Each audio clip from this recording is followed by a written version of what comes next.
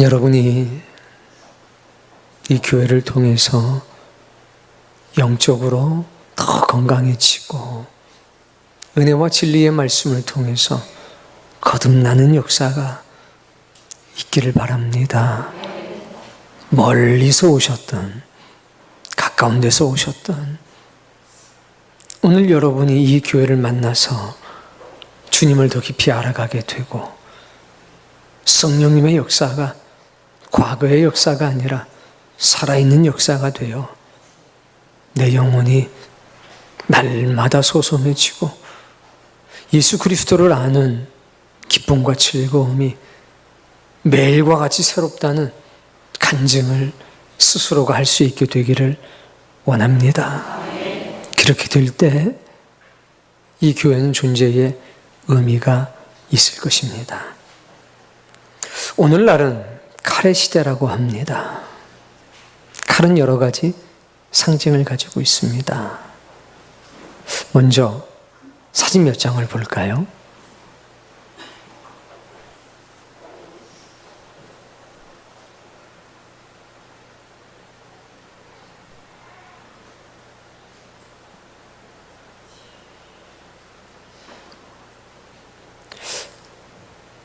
다양한 칼이 있습니다. 사실 칼이 이렇게 다양해진 것은 얼마 되진 않았습니다. 칼은 일반적으로 지배자의 상징입니다. 지배자들은 그 칼을 안 써도 칼을 차고 나옵니다. 권위와 권력을 나타내는 수단입니다. 칼은 힘과 폭력과 무력을 상징하기도 합니다. 사람은 칼을 통해서 원하는 것을 가질 수 있다고 생각합니다. 그래서 어떤 사람들은 군사력의 칼을 들고 거래를 합니다. 그러니까 군사력이라고 하는 칼을 앞장 세워서 자신의 뜻을 이루어내는 겁니다. 어떤 사람들은 경제라고 하는 칼을 앞장 세웁니다. 그것으로 자신이 원하는 것을 얻어냅니다. 누구는 지식의 칼을, 누구는 학문의 칼을 갈고 닦고 더 크게 만들어냅니다. 그것으로 얻어지는 것이 있다는 얘기입니다. 칼은 더불어서 생활을 편리하게 하는 수단입니다. 찬칼, 식칼, 채칼. 과거 군사적으로만 쓰였던 칼이 실생활 속에 들어오게 됩니다. 용도를 달리한 거죠. 칼은 다양한 의미에서 우리의 욕구를 채워주는 수단이 되고 있습니다. 그래서 사람은 큰 칼, 날카로운 칼에 대한 욕구가 있습니다. 내 칼이 더 커지면, 내 칼이 더 날카로워지면 더 많은 것을 이룰 수 있다고 생각하기 때문입니다. 그래서 더 날카로운 칼, 더 큰 칼에 대한 욕구와 욕망이 있습니다. 그런데 좀 특별한 칼이 있습니다. 하나님의 칼입니다. 이 칼은 신의 심판, 혹은 신의 말씀, 혹은 신의 정의를 상징합니다. 이 칼은 동시에 생명의 칼이라서 누군가를 찌르면 그 안에 있는 죄와 악이 녹아져 버립니다. 상처에 이 칼을 갖다 대면 그 상처는 변해서 위로가 되고 평안이 되는 특별한 칼입니다. 죽이는 칼이 아니라 살리는 칼입니다. 하나님이 칼을 드시면 살리는 역사가 나타나고 정의가 실현이 됩니다. 사람의 칼과 하나님의 칼은 이렇게 다릅니다. 근데 이 칼을 가지고 우리가 무언가 얻으려고 하는 게 있습니다. 욕망을 채우는 거죠. 그것을 뭐라고 그러냐면 빈잔을 채운다고 합니다. 이 세상에는 많은 잔이 있습니다. 잔도 좀 보시겠습니다.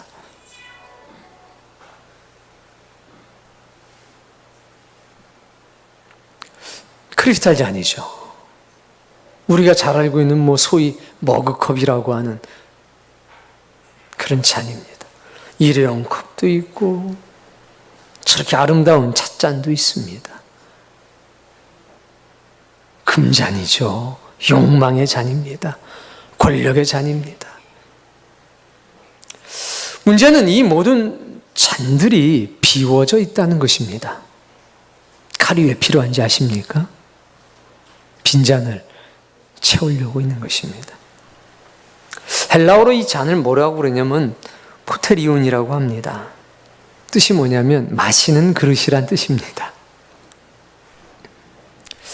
그런데 오늘 성경 본문에는 주님께서 아버지의 잔이라고 하는 특별한 잔을 소개하고 계십니다.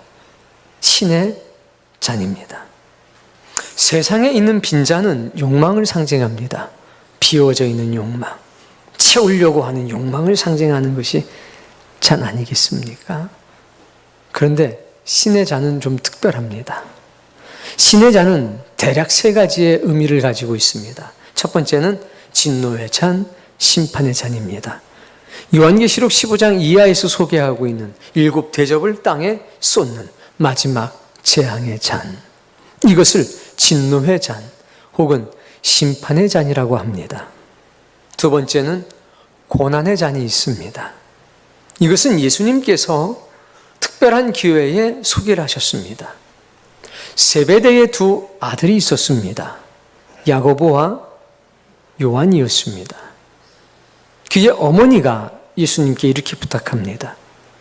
하나님의 나라가 이 땅에 이루어질 때에, 당신의 왕국이 이 땅에 건설되게 될 때에 내 아들 하나는 주님의 보좌의 오른편에 앉혀주시고 나머지 아들은 주님의 왼편에 앉혀주십시오 라고 부탁을 합니다.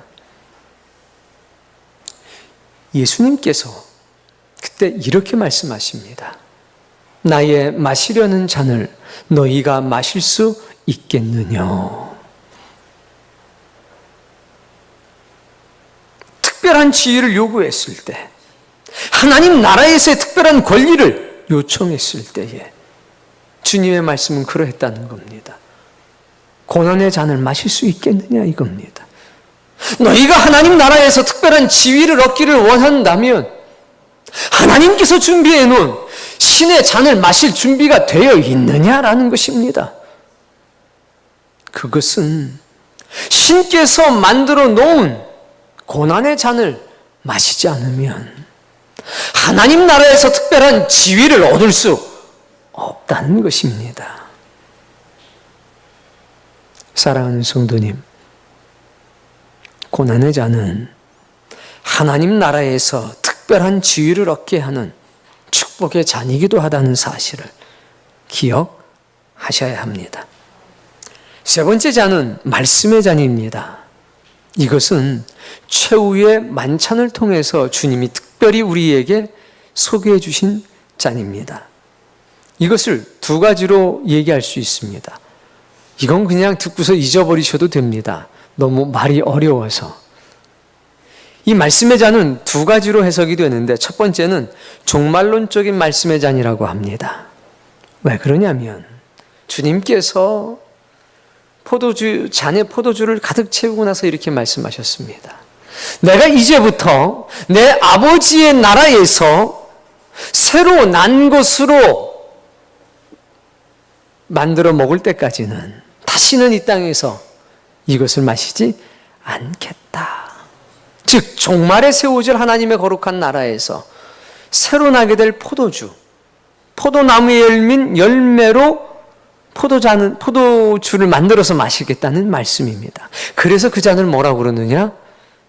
종말론적인 말씀의 잔, 즉 종말의 말씀의 잔이라고 하는 겁니다. 두 번째는 해석적인 말씀의 잔입니다. 우리가 이미 아는 것처럼 최후의 만찬은 6월절 만찬이었습니다. 그때는 4개의 잔이 등장합니다. 그래서 그 잔 하나하나를 마실 때마다 하나님의 말씀을, 하나님의 역사를 해석했습니다. 출애굽을 기점으로 해서 우리가 왜 쓴나물을 먹었는 줄 아느냐? 우리가 왜 소금에 찍어서 먹는 줄 아느냐? 우리가 왜 신발을 신고 식사를 했는지 아느냐? 우리가 왜 손에 지팡이를 쥐고 식사했는지 아느냐? 우리가 왜 허리띠를 동여 매고 식사를 했는지 아느냐? 우리가 왜 유교병이 아니라 무교병을 먹었는지 아느냐? 이런 질문을 통해서 대답을 하고 하나님의 역사를 해석해주는 잔을 마셨습니다. 그래서 이 잔을 뭐라고 얘기하느냐? 해석의 말씀의 잔이라고 얘기하는 겁니다. 그리고 세 잔이 비워진 다음에 마지막 엘리야의 잔이 있습니다. 이것을 영광의 잔이요 축복의 잔이라고 합니다. 마지막 순간에 밖에 누가 와 있지? 하면 모든 아이들이 이렇게 얘기합니다. 엘리야. 그때 엘리야는 다시 오실 주님의 상징인 것입니다. 그때 하나님의 나라가 이루어진다는 겁니다. 가장 큰 잔을 한가운데 놓습니다. 주님께서 채우실 잔이라는 의미가 있는 겁니다. 그것을 가리켜 뭐라고 그러느냐? 축복의 잔이라고 합니다. 이 세상에는 주님의 잔이 있습니다. 그리고 이 세상에는 귀신의 잔이 있습니다. 주님의 잔은 예수님께서 그 잔을 드시고 이렇게 말씀하셨습니다. 이것은 나의 피니 곧 언약의 피니라. 이것을 마시는 자마다 영원히 목마르지 아니할 것이요 영원히 죽지 아니하리라. 사랑하는 성도님, 그 잔을 마시길 바랍니다. 반대로 귀신의 잔이 있습니다. 요한계시록 17장과 18장에 나오는 음행의 잔입니다. 귀신은 그 안에 음행의 잔을, 쾌락의 잔을 가지고 우리를 유혹하고 미혹하는 겁니다. 주님의 잔을 기꺼운 마음으로 마시는 사람이 되십시오. 그런데 신의 잔에는 특징이 있습니다. 어떤 특징이 있느냐? 채워져 있다는 겁니다. 세상의 잔은 빈 잔입니다. 내가 채워야 합니다. 신의 잔은 이미 하늘의 것을 채워서 이 땅에 주십니다. 우리가 채울 필요가 없다는 겁니다. 우리의 노력에 개입할 여지가 전혀 없다는 겁니다. 그래서 하나님 말씀하십니다. 마셔라. 이 세상의 사람들은 빈잔에 무언가를 채우기 위해서 칼이 필요합니다. 권력이 필요하고 무력이 필요하고 권세가 필요하고. 그러나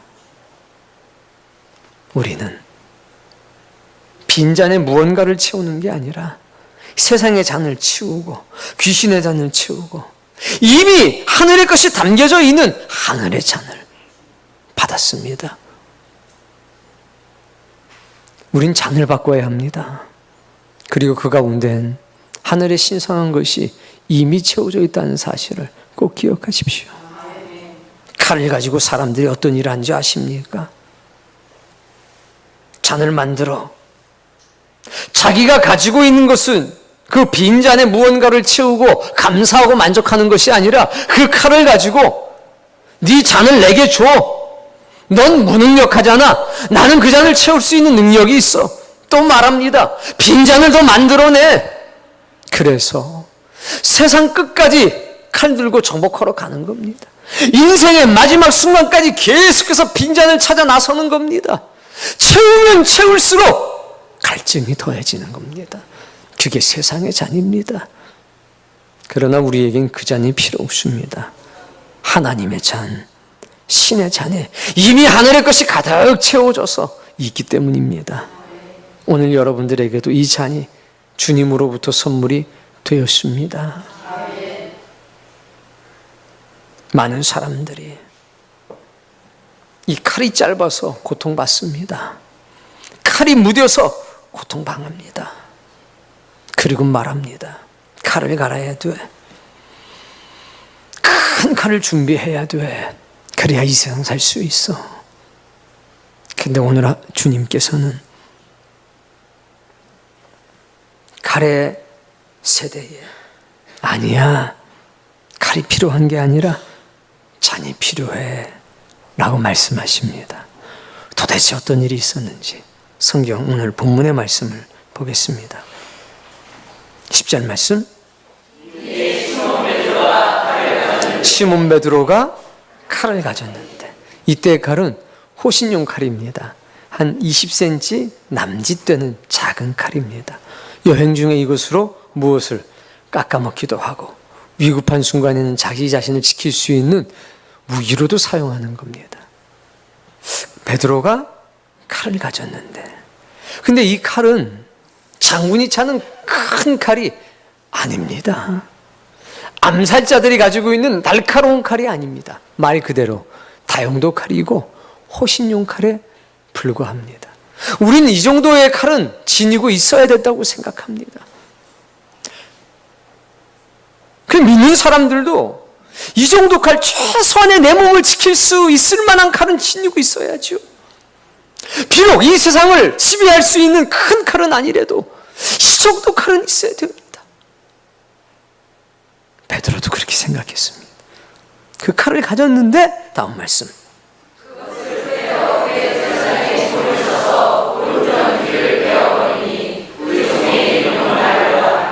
최후의 만찬을 하신 뒤에 겟세마네 동산으로 가서 주님께서 땀방울이 핏방울이 되도록 기도하셨습니다.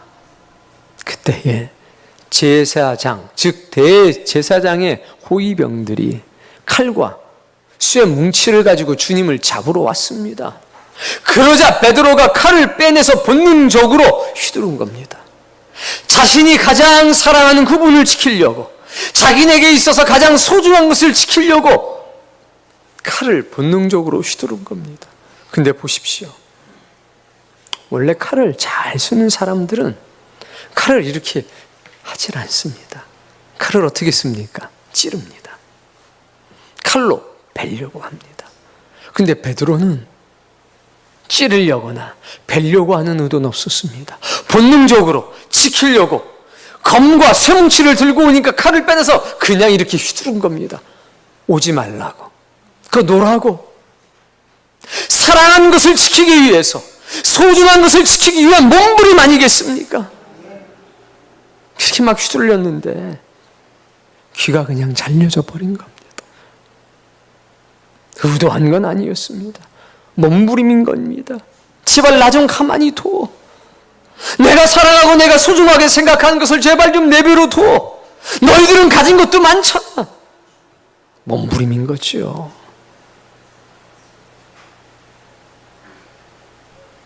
본능적으로 몸부림친 겁니다. 지키려고. 지킬 수 있다는 확신을 가지고 한 것이 아닙니다. 몸부림입니다. 빤히 지킬 수 없지만 가만히 있을 수 없어서 몸부림친 겁니다. 11절 말씀.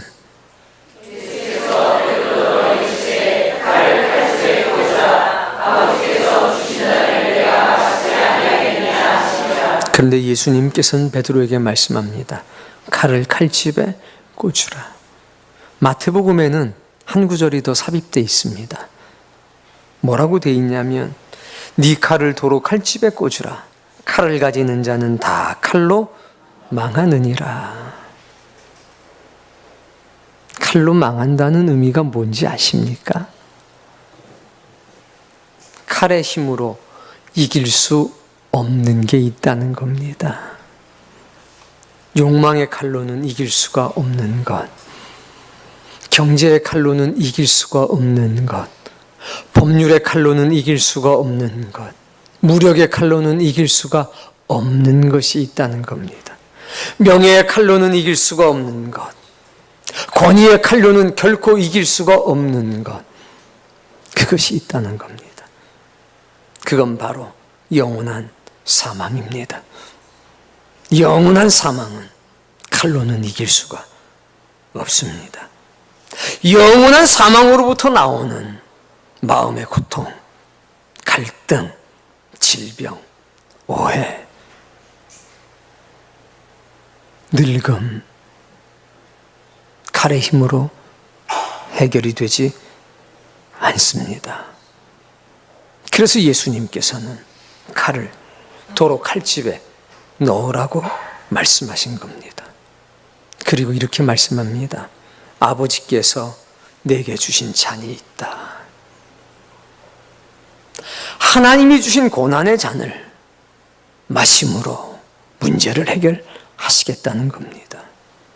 신께서 주시는 고난의 잔을 받으면 비로소 신으로 나아가는 길이 보입니다. 거룩하고 신성한 길입니다. 그 길을 걷게 되면 비로소 아버지께서 주시는, 신께서 주시는 말씀의 잔, 축복의 잔을 받아 마실 수 있습니다. 하나님의 잔엔 이미 말씀드린 것처럼 하늘의 것이 담겨져 있습니다. 그래서 이 잔을 마시게 되면 우리 눈에서 모든 눈물이 마르기 시작합니다. 성경에 기록된 대로 다시는 사망이 없고 애통하는 것이나 아픈 것이나 곡하는 일이 다시 있지 아니하리니 처음 것들이 다 지나갔습니다. 억울하지 않습니까? 분하지 않습니까? 맞습니다. 억울하고 분합니다. 그런데 주님은 고난의 잔을 마셨습니다. 그리고 십자가에 매달리셨습니다. 억울하게 끝난 것 같았습니다. 분하게 끝난 것 같았습니다. 그런데 주님 부활하셨습니다. 하나님의 언약대로 고난의 잔을 마셨는데 영광의 잔, 축복의 잔이 그 뒤에 따라온 겁니다. 죽음을 죽으심으로 해결하신 겁니다. 그래서 예수님의 죽음으로 죽음을 이기신 죽음이라고 하는 거 아닙니까? 그리고 예수님 살아나시자 잃어버린 것처럼 여겨졌던 모든 것들 100배나 새롭게 돼서 다시 돌아오기 시작했습니다. 사랑하는 성도님,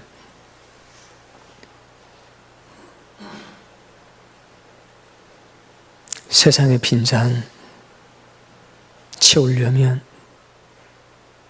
칼이 필요합니다. 그러나 영원한 사망의 문제를 해결하는 칼의 힘으로는 되지 않습니다. 그건 신성한 잔의 힘입니다. 아버지의 잔, 하나님의 잔, 그 잔을 마시면 해결이 됩니다. 하나님 나라의 특별한 지위, 그 고난의 잔으로 해결됩니다. 찬양 중에 이런 찬양이 있습니다. 너의 쓴 잔을 내가 마시옵고 죽음의 잔을 내가 마시옵고 이제 내가 너에게 생명의 잔을 주노니 너는 생명의 잔을 받아 마셔라. 사랑하는 성도님, 신자는 빈 잔을 채우며 사는 사람들이 아니라 아버지의 잔을 마시는 사람들입니다. 이 고난의 잔을 마시게 될 때 이 고난은 하나님 나라의 특별한 지위를 우리에게 가져다 줍니다. 주님은 베드로에게 말씀합니다. 가장 위급한 순간, 가장 소중하고 사랑하는 것을 빼앗기려는 순간이라 할지라도 본능대로 살지 말라. 그 순간에도 하나님의 잔을 마시라. 그때 네 눈에서 영원히 눈물이 마르게 될 것이고 그때 비로소 사망이 애통하는 것이, 곡하는 것이 사라지게 될 것이라. 이 잔엔 이미 하늘의 것이 채워져 있습니다. 마시기만 하면 됩니다. 주여, 오늘 우리에게 아버지의 잔을 주옵소서. 목사님, 너무 억울해요. 목사님, 너무 분해요. 맞습니다. 억울합니다. 분합니다. 원통합니다. 그런데 우리 주님께서 본을 보이셨습니다. 억울하게 죽을 순 없잖아요. 분하게 죽을 순 없잖아요. 근데 우리 주님이 이렇게 말씀했습니다. 나에게서 생명을 뺏어갈 수 있는 사람이 있는 게 아니라 내가 스스로 버리노라. 내가 스스로 버릴 때 하나님께서 영원한 생명을 내게 더하실 것이라. 나를 믿는 자는 죽어도 살겠고 살아서 나를 믿는 자는 영원히 죽지 아니하니리. 이것을 네가 믿느냐? 억울하게 죽을 수 있습니다. 분하게 죽을 수 있습니다. 그러나 둘째 사망은 우리를 피해 갈 것입니다. 지금 이후로 예수 그리스도 안에서 죽는 자는 복이 있도다. 왜 복이 있습니까? 첫 번째 죽음은 당했지만 두 번째 죽음이 피해 가기 때문입니다. 첫째 부활이라고 하는 거룩한 것이 우리를 기다리고 있기 때문입니다. 이것은 신께서 우리에게 주신 고난의 잔을 마셨을 때에만 허락되는 축복의 잔이기 때문에 그렇습니다. 그 잔이 채워져 있는데 무엇이 문제가 되겠습니까? 세상 사람들은 수많은 빈잔을 여전히 만들어냅니다. 칼로 그것을 채우기 위해서 별의별 일을 다 합니다. 그러나 우리는 칼의 시대에 거룩한 잔으로 살아야 되겠습니다. 그때 역사가 나타납니다. 빈잔 아무리 채워도 여전히 갈증만 더할 뿐입니다. 우리 주님이 말없이 이 길 걸어가셨습니다. 사랑하는 성도님, 은혜의 역사는, 감동의 역사는, 거룩한 변화의 역사는 이 잔을 받아 마실 때 비로소 시작이 됩니다. 나의 영혼 속에 하늘의 신성한 것이 가득 차 있어서 우리의 본능을 뛰어넘는 그런 은혜로운 삶을 살아가기를 원합니다. 예수님께서 우리에게 너무나 귀한 말씀을 주셨습니다. 야, 그렇게 칼이 갖고 싶어? 불안하잖아요. 그랬더니 주님께서 칼을 하나 준비하라고 그랬습니다. 그 칼을 가리켜 우리는 이렇게 얘기합니다. 은혜와 진리의 칼, 사람을 살리는 칼. 이 칼은 찌르면 살아납니다. 이 칼은 베면 상처가 나는 게 아니라 상처가 치유가 됩니다. 우리에게 칼이 있다면 그 살리는 칼만 있을 뿐입니다. 그걸로 우리는 살아갑니다. 사랑하는 성도님, 이스라엘 백성들이 그 말씀의 잔, 해석의 말씀의 잔을 마시면서 깨닫게 됩니다. 광야 생활 40년을 아는가? 예, 우리의 조상들이 광야에서 40년을 지냈습니다. 그 40년간 굶주린 적이 있는가? 없습니다. 하나님께서 하늘의 만나로 먹이셨습니다. 그 40년간 목말랐던 적이 있는가? 아닙니다. 반석에서 물에 나게 하심으로 목마르지 않았습니다. 그 40년간 농사 지은 적이 있었는가? 없습니다. 그 40년간 목축을 한 적이 있는가? 없습니다. 하나님께서 먹이시고 하나님께서 입히셨습니다. 그 40년간 신발이 헤어진 적이 있는가? 없습니다. 그 40년간 의복이 떨어진 적이 있었는가? 없습니다. 이 모든 일을 누가 하셨는가? 하나님이 하셨습니다. 우리가 홍해를 어떻게 건넜는가? 성령님의 힘으로 그 홍해를 건넜습니다. 우리가 광야 40년을 어떻게 견뎠는가? 성령님의 구름이 하나님의 영이 우리를 덮으셨습니다. 그 40년간 광야의 추위를 어떻게 이겼는가? 하나님의 불이 매일 밤마다 우리를 보호하셨습니다. 그게 말씀의 해석의 잔을 먹으면서 불렀던 노래입니다. 여러분, 고난의 잔을 마시면 그 고난의 잔 속에 특별한 은혜와 은총이 있어서 광야 같은 40년을 지켜주실 것입니다. 그러니 신성한 잔이겠지요. 이 세상의 잔 채우려고 하지 마십시오. 치우세요. 그리고 하늘의 잔을 우리 앞에 놓도록 합시다. 이미 채워져 있습니다. 주님께서 말씀하신 것처럼 이제 내가 너에게 주는 잔은 축복의 잔이니 마시자. 그래서 우린 날마다 말씀의 잔을 마십니다. 종말론적인 말씀의 잔. 그래, 그 잔을 마시면서 우리는 마지막 하나님 나라를 생각합니다. 하나님의 나라에서 새 것으로 난 것으로 만들기 전까지는 마시지 않으신다고 그랬지. 그래, 주님과 함께 먹고 마셔야지. 어디에서? 하나님의 나라에서. 그러니 우리는 두려워할 것이 없지. 우리는 두려워할 것이 없지. 그 40년 동안 배고프지도 목마르지도 의복이 헤어지지도 신발이 떨어지지도 아니했지. 사랑하는 성도님, 오늘 여러분 앞에 고난의 잔이 있고 축복의 잔이 있기를 바랍니다. 그건 말씀의 잔입니다.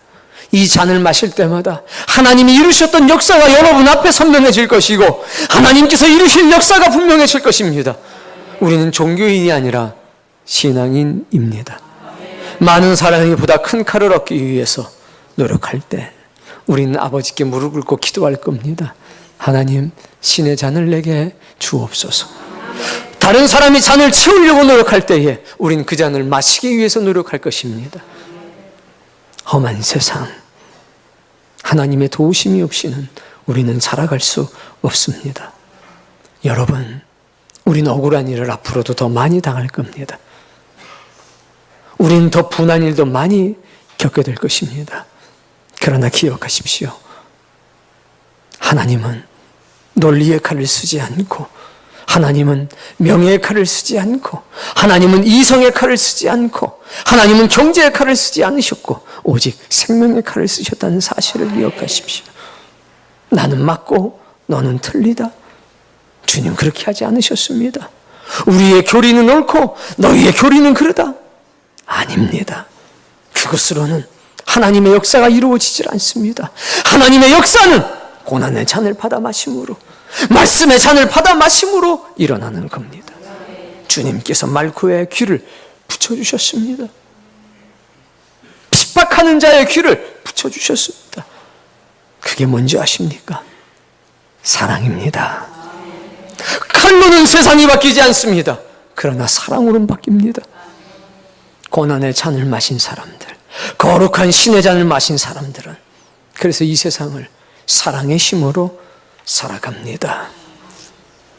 억울하고 분하지만 분노로는, 칼로는 여전히 해결이 안 돼서 우리는 신의 잔을 마심으로 이 문제들을 해결해 나가려고 합니다. 그래서 저도 조그만 칼 내려놨습니다. 그래서 제 인생에 칼을 다 제거했습니다. 그리고 하늘의 잔만 갖고 살기로 했습니다. 억울할 때 감사합시다. 분할 때 감사합시다. 잘못한 것이 없을 때, 그런데도 고난이 찾아온다면, 야, 내가 신의 잔을 받아 마셨구나. 이제 말씀의 잔, 그 속에 축복의 잔이, 마지막 영광의 잔이 기다리고 있다는 사실을 직감하시며 주님이 가셨던 그 길을 우리 노래하며 걸어가도록 하십시다. 그렇게 될 때 저와 여러분의 앞엔 십자가의 꽃길이 있을 겁니다. 가시나무의 길이 있겠지만 그걸 밟을 때 그리고 우리의 발에서 피가 날 때 그건 생명의 길로 바뀌게 될 겁니다. 이 잔을 받아 가진 사람은 이제 이렇게 고백하게 됩니다. 얘야, 내가 너에게 생명의 잔 줄 테니 마셔. 우린 이렇게 고백합니다. 주님, 이제 그만 십자가에서 내려오십시오. 그 십자가에는 제가 가겠습니다. 이제 주님 보좌에 앉아 계십시오. 십자가에서 피 흘리는 일은 제가 하겠습니다. 그래야 마지막 날 영광의 잔, 축복의 잔을 저도 감사함으로 마실 수 있지 않겠습니까? 이게 십자가의 신앙입니다. 이게 오늘 우리가 걸어가야 될 길입니다. 주님, 칼은 다 가져가시고 신성하고 거룩한 신의 잔을 우리에게 주옵소서. 그것이 심판의 잔이든 혹은 진노의 잔이든 그것이 고난의 잔이든 말씀의 잔이든 축복의 잔이든 하나님의 주시는 잔이라면 그대로 받겠습니다. 기억하십시오. 이 잔은 빈 잔이 아니라 채워진 잔입니다. 그러니 오늘 여러분이 어느 자리에 있든지 어떤 일을 하고 있든지 주의 길을 가리라. 본능을 따라 살지 않고 하나님의 뜻을 따라 살리라. 저는 오늘 이 말씀을 읽으며 많이 울었습니다. 하나님의 사랑이 너무 귀해서. 그래, 어차피 이 작은 칼로 이렇게 해봤자 귀 하나 자르는 것에 불과한데 내가 왜 이 마지막 이 칼을 왜 놓지 못했노? 그렇지, 혹칼이 있다면 은혜와 진리의 칼이지 생명의 칼 왜 넘는 거지? 주님께서 잔으로 살라고 하신 이 말씀이 얼마나 감사한지. 우리 날마다 건배하며 삽시다. 우리 날마다 채워져 있는, 이미 하늘의 것으로 채워져 있는 신의 잔을 자랑하며 살아가십시다. 그리고 이 세상 사람들과는 다른 특별한 길을 걸어갑시다. 조금 힘들 건데, 조금 고통스러울 건데 장차 우리가 받게 될 영광과 비교할 수 없지 않습니까? 이 신성하고 거룩한 은혜가 오늘 저와 여러분에게 충만하기를 주의 이름으로 축복합니다. 멀리서 예배하는 그분들에게도 주님의 은혜와 은총이 채워지기를, 신의 잔이 선물되어지기를 축복합니다.